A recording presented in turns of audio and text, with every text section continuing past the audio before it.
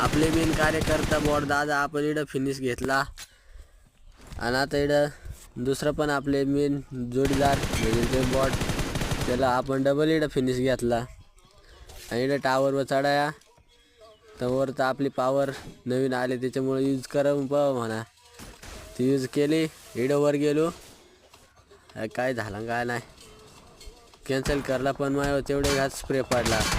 पण भिडूचा cover backup एवढा तगडा होता का त्यानं डबल लगेच मार्क दिला. आणि इकडं त्यानं लगेच त्याच्यावर स्प्रे दिला. पण मी खाली पडलो म्हणून वाचलो.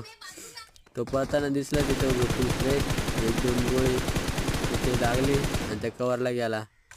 आम्हाला काही जास्त तक नाही निघणार अशी आम्हाला गॅरंटी.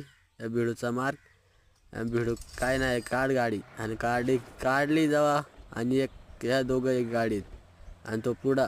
आणि आत्ता पहा तुम्ही आपली ड्रायव्हिंग स्किलच तगडा आहे. ड्रिप मारली म्हणजे ड्रिप अशी ड्रिप मारायला लागते.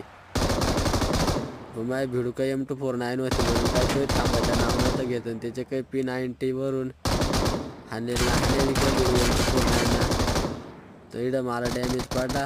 मला अजून तगडा ड्रिप मारायला झाली याला.